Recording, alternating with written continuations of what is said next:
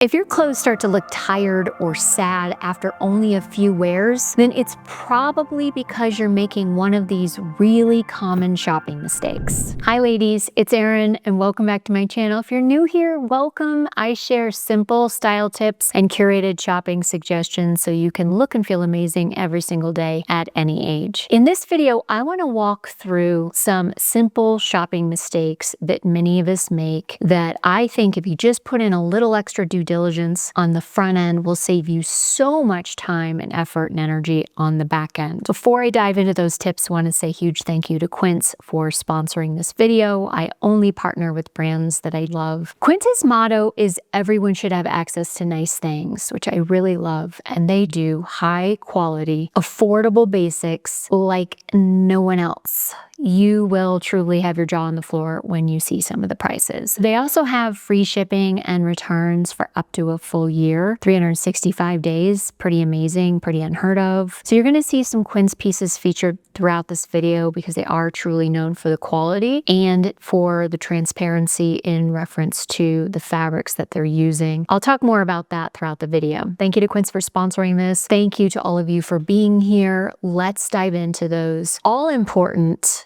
and all too common shopping mistakes. Mistake number one is ignoring the fabric. You should really dial into what the fabric content is if you're focused on having a luxe, long-lasting wardrobe, which I strongly recommend. It is such a time saver. Everything's gonna look better longer. It's going to wash and wear better, and you're going to feel better about wearing it day in and day out because it is more of a luxe fabric. The go-to for fabrics are natural fabrics like linen, cotton, silk, cashmere, for example. There are blends that you can look for that aren't necessarily going to compromise on quality. For example, if you have a pair of denim and it's 90% cotton and 10% spandex, that's just to give it a little bit of stretch. So this bodysuit, which is the washable stretch silk bodysuit from Quince, is 90% mulberry silk, which is a very high quality of silk, and then 10% spandex. So it does have a little bit of a stretch in it. And you may do that with some of your t-shirts or maybe some modal, tencel, lyocell, spandex. You just don't want it to be like an acrylic poly blend. That's like whoop, whoop, whoop, whoop.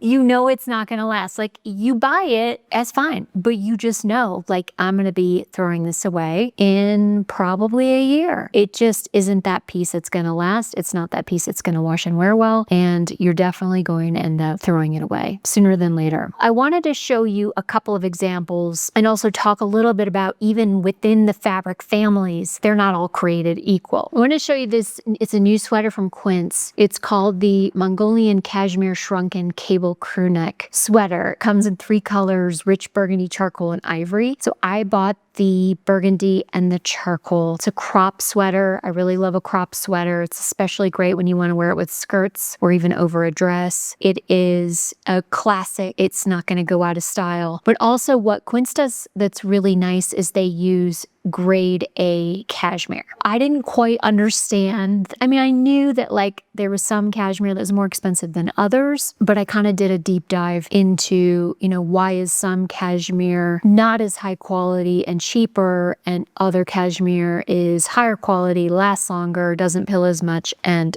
a little bit more expensive. The nice thing about Quince pieces, by the way, is that everything is an accessible price point, even for the higher quality of fabric, cashmere and silk being 2 prime examples. I sort of happened upon this by accident where I stacked 3 of my Quince cashmere sweaters and 2 other cashmere sweaters. I wanted to show you a demonstration of something that sort of happened by accident. I was just like taking sweaters out and looking at them. So I stacked up 3 of my Quince cashmere sweaters and then 2 other cashmere sweaters that I had in my drawer. And I was like, like, why is this pile of 2 cashmere sweaters higher or the same height, just about 6 inches, as the 3 Quince cashmere sweaters. So essentially, when you have a higher quality cashmere, the fibers are longer, tighter, denser. That's why it's thinner. It means it's not going to pill as easily. It's going to retain its shape better, and it's just overall going to last longer. So in contrast, the fluffier, thicker sweaters, that's due to shorter fibers and a less dense weave. Cool, right?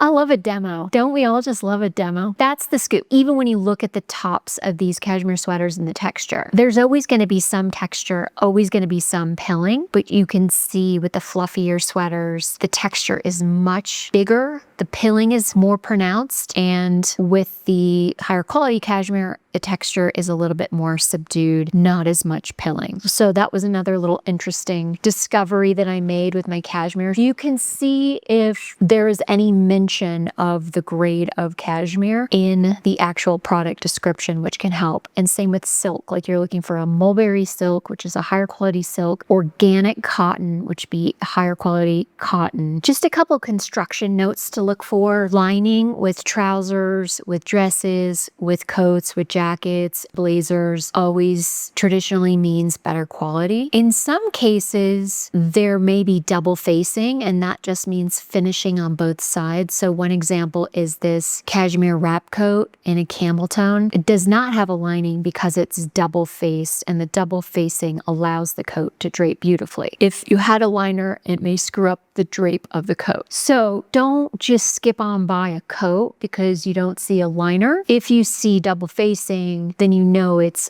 also very high quality because it's finished on both sides. Okay, mistake number 2 is thinking that all leather is the same. It's not. And here's where you can familiarize yourself with some of the details and really ensure that you get a very high quality product. We'll talk about vegan leather in a minute. First, let's talk about the real deal. So anything that says 100% leather, that's a good sign. Then there are different types of leather. So there's full grain, which means it's untouched.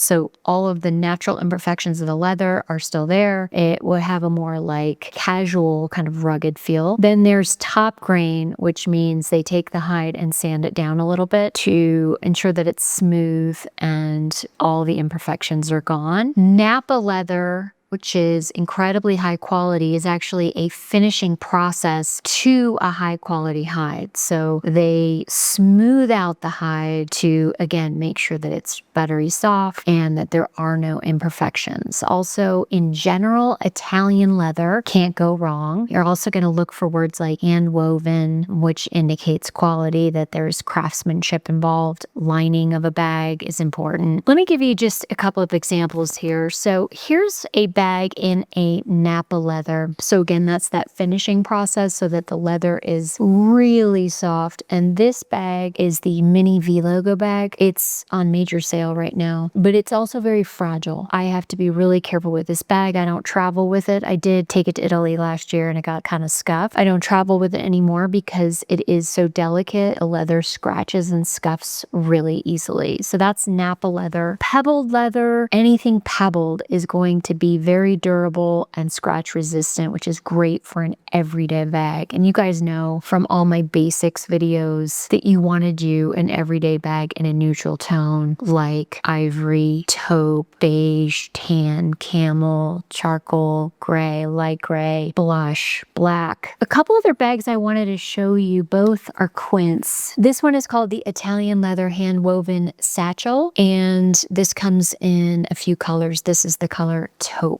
So because of the hand woven leather, and this is Italian leather, this becomes much more durable. Again, that texture creates durability and sustainability, which is nice. Here's another example. This is the Italian leather hand-woven flap crossbody bag, and this one also very durable. I don't want to use my nails because I do think this leather is soft enough where I could create scratches, but it does have a little bit of a texture to it, so it's not quite as delicate as that Napa leather was. Those are a couple of examples of really durable everyday bags. I wanted to also show you my Chanel flat bag, which would be lambskin leather. So again, a really high quality hide, but a little bit more on the delicate side. So all of those are high quality. It's just a matter of what you want the bag for. So if it's a real special piece and you're going to take extra special care of it, you can go with some of those more delicate hides or the Napa leather. If it's something you're going to carry every day and you know you're going to beat the crap out of it, I would go with a pebbled leather or hand-woven leather,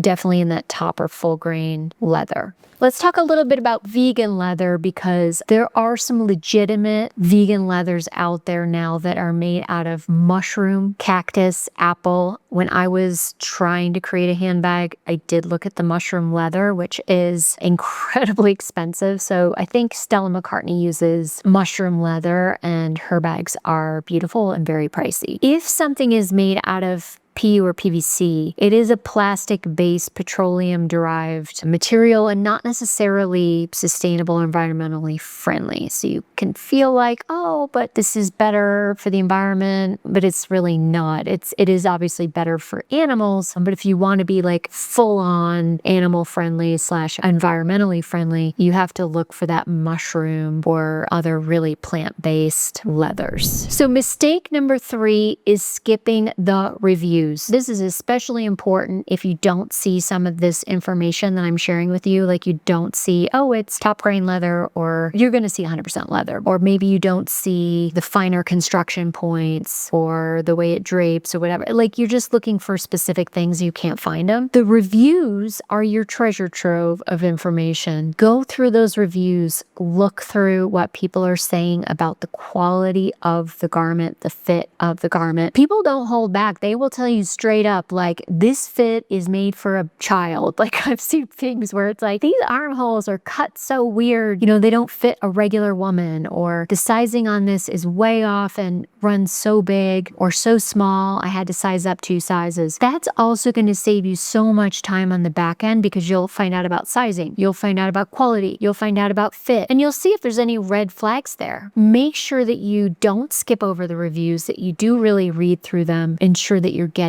a really high quality basic that you know is going to stand the test of time, is going to fit and feel beautiful, and you're not going to have to spend all that time boxing it up and returning it on the back end. An example would be the cashmere crew neck sweater from Quince. They have more than 20,000 reviews, all very positive. Looking at something and you're like, it has over 20,000 positive reviews, that's pretty unheard of, but that's also a very good sign that it's a high quality product. Again, because people do not hold back on these reviews. It's kind of like YouTube comments.